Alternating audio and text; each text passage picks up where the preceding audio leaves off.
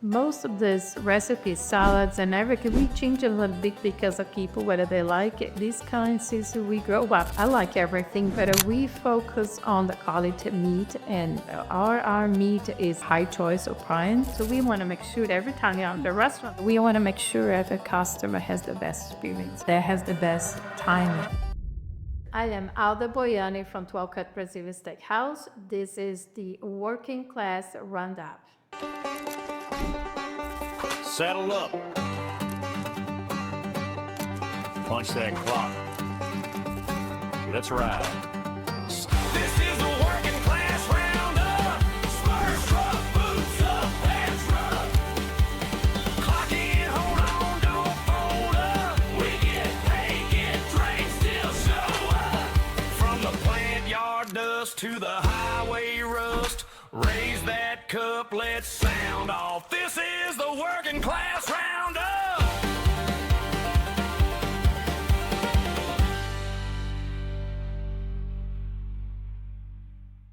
Yeah! Welcome to the Working Class Roundup. I'm your host, Cowboy Jody Collins, and with me I have the spectacular, the immaculate Miss Alda, who has the best food in the world, the 12 Cut Steakhouse. How you doing today, Alda? Doing great. Thank you for inviting me here. I am so glad you're here. And honestly, just even saying your name and the name of your restaurant makes me salivate so much. It's so good. I can't wait for our meeting on Wednesday. So I'm so glad you're here with us. Here at the Working Class Roundup, what we do is we feature small and medium-sized businesses and we put a spotlight on them. We find out what inspired them, what makes them great, what makes them stand out. And then on the flip side, we talk about possible claims or things that can happen in that occupation or in that business. So Steakhouse, what inspired you to open 12 Cuts? Oh, I've been working for restaurants since after high school. So this is what we do. So I have a passion for food. We like to cook and eat, and well, very good food. And I went to school. I have my degree in culinary art. So, and to help my husband too, because what do we do since a young age, work at restaurant. We have 30 years each plus a restaurant. Now, when you say you got into food though, that wasn't always in the United States. It's always there. So there's where okay. So talk about that experience of preparing food in another country. I don't want to say another world, but it's another country. What was that like for you? It's nice actually. It's fun because you learn our culture, you learn how people like it, different things. So when we grow up, so we used to do this food. This is the food, the Brazilian steakhouse, or this kind of churrascaria we call. It's from South America, South Brazil, and this is what we grow. Learn it since little, so this is the food that it's for that area.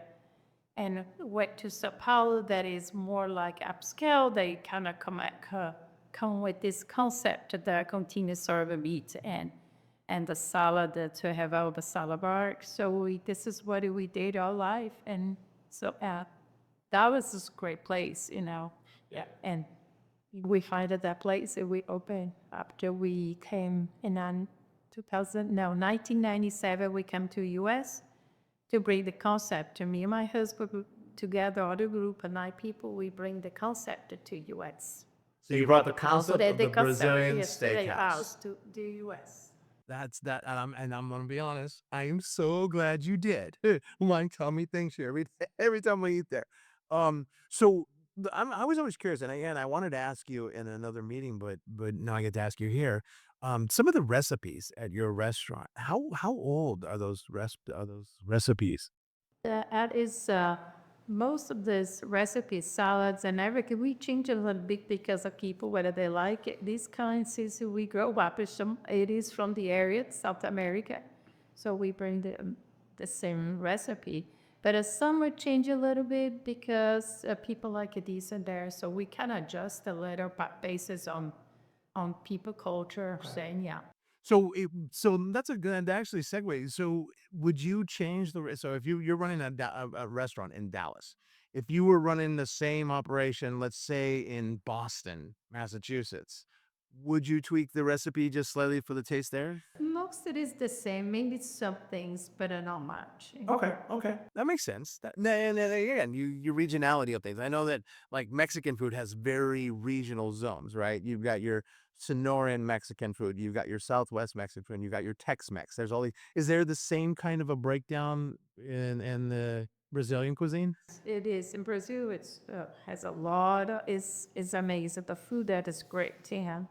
But here, when you come here in Brazil and south of Brazil, we don't like spice, and so we had to kind of put a little more spice in some recipe because people like spices. So it's a little different. This is one thing, but it's not a lot of change. It's a few changes. See, I knew there was a reason why my wife loved your restaurant so much because it's not the spicy food. That's the one thing that she gets upset with some restaurants is they overspice it, and she's like, "Oh, I love that place. It was great." So that's good to know, and that I'm glad you. So, and do you feature all the different regions of Brazil at the steakhouse? It's more south of Brazil. It's more south. Okay, more south. Okay, well, that's good to know. That's awesome. What was one of the favorite events that you've ever hosted at your restaurant? I know you've opened your restaurant up to different businesses and different meetings and events. What's one of your favorites that you've had most recently? Group of people, like last week, I had this group at hospital. But they're amazing people. They sending me a letter that I almost cry. So because when you make a package, you say 130 people with 100, and they're supposed to be charged 100, but I only charge people came. So they have for 130, I charge 120 only because it was only 120, and they feel like very. So I got a letter, very nice. They say, look, this is the way the business, and you know, they are very happy that we are very honest. If the people come, so we charge you. If not, not. See, I love that. See, and that's what I love about your establishment is that it feels very, very high class. It feels very unique, but it still feels very mom and pop. You still work and walk around the kitchen and around the tables and the service diners. You talk to the customers every day. I've seen you do that, including when we're at meetings. You're supposed to be sitting with us and eating. You're still getting up and helping with that. Why do you? What makes the difference in that? How do you think that helps your restaurant? We care, we love it. What do we do? So we have a patient about it now. So we want to make sure that every time you're in the restaurant, I'm working, and sometimes I don't need it to be, and but we are there. So, and we want to make sure every customer has the best experience, that has the best time. That is a good point, right? Brazilian, when you do a Brazilian steakhouse, it's not just about the food, but it's also the experience, right? It's kind of it's not like anything else I've ever had, right?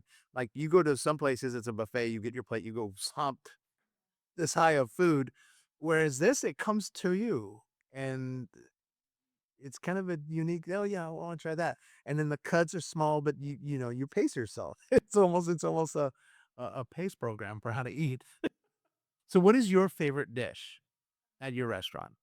I like everything, but we focus on the quality meat, and our meat is a high choice of prime. So my favorite is a picanha and ribeyes, of course. The ribeyes. Okay, there you go. That's really good. I'm a big chicken fan, so I love the chicken and the bacon wrap. I'm not gonna lie, that one's the dear to near to my heart. And then the one when you bring out the veal or what was the other one? Oh, the lamb chop. Oh my gosh, those lamb chops. That's magnifico. So I love that. The lamb chops are from New Zealand, so it's very good. And I like a salad, Arab salad. The green is most are green and organic, so I can make Arab salad because I like it to be healthy. See, and I'm glad you brought that up because that's important to know, right? Because you say, hey, it's a Brazilian steakhouse, but you guys got a lot of options for those that are vegetarian or even that are vegan, right? Yeah. So talk a little bit about the spread that you guys have for those kind of appetites. Because again, I run into them all the time. At my work, I find out, oh, I'm a vegetarian. So I brought my team to your venue because you have a complete salad bar built for that, right? Yeah, and also we have a dishes in the back if they want a beans or fish, we have available too. So of all, where do we put it there? So we have a lot of options of people on the salad they feel okay.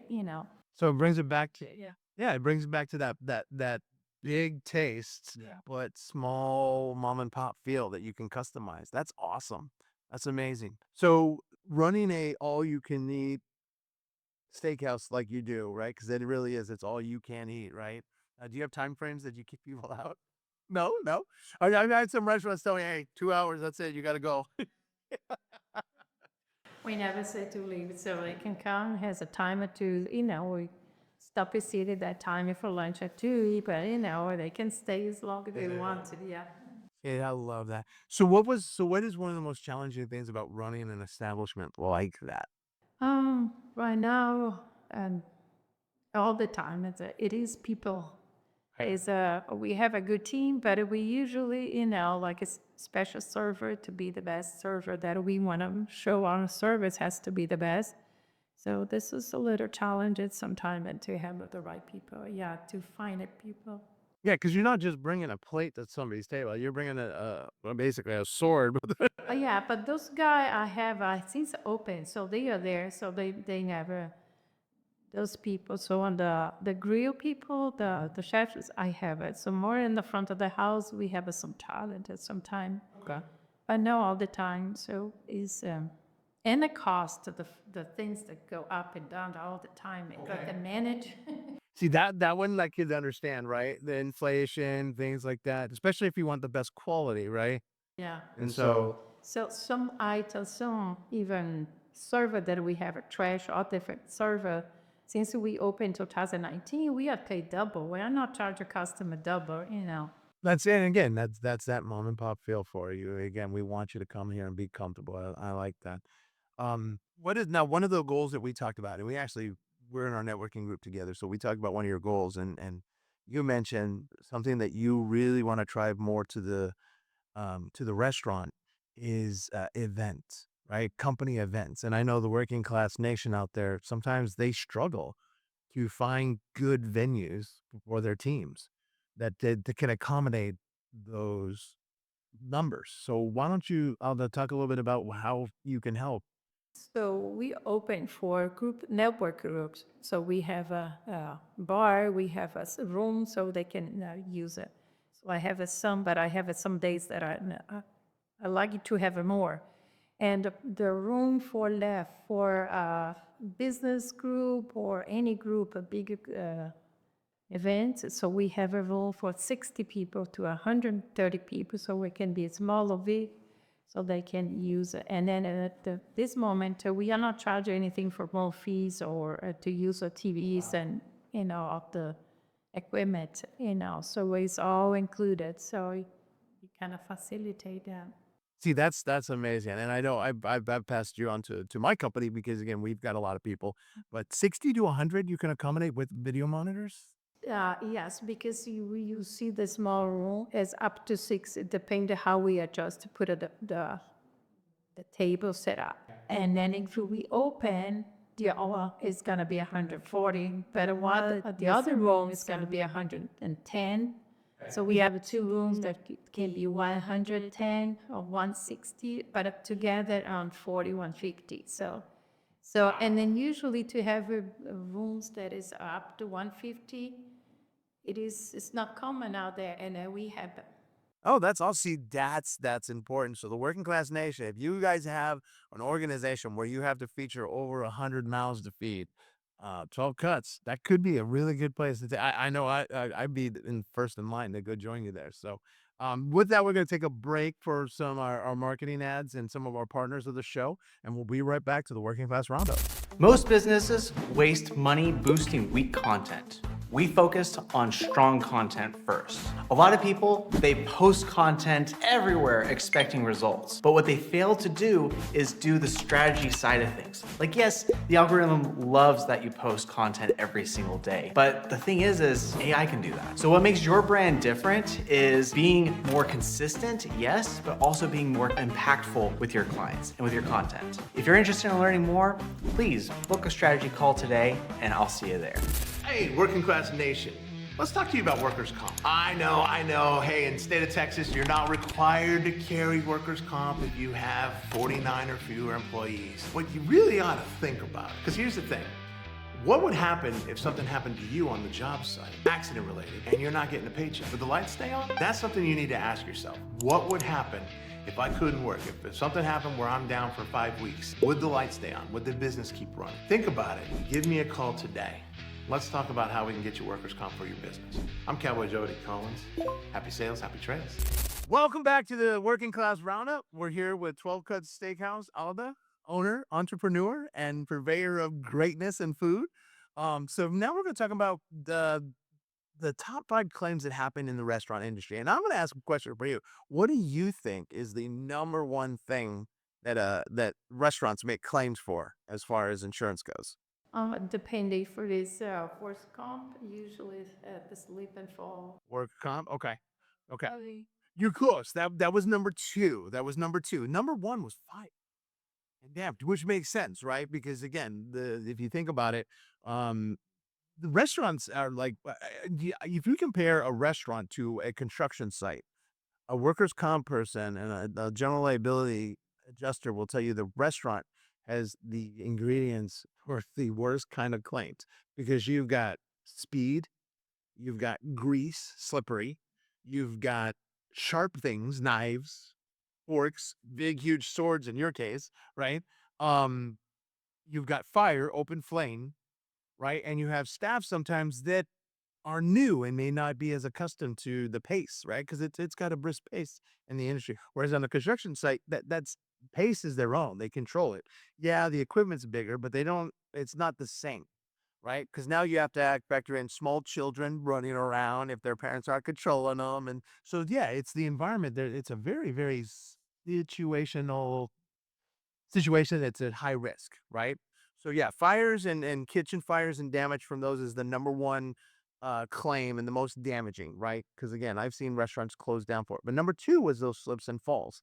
And because of 12 cuts and what you bring, what do you do to try to mitigate those spills and falls and those kind of things? So you didn't have any claim for a works comp since we opened. The first week we opened, somebody cut a little bit. You know, it was a bartender. So you was surprised. Well, they're a bartender. They're It was at the beginning, but we didn't. So it is, and then we deal with knife all the time because of those shots, but we never had any claim.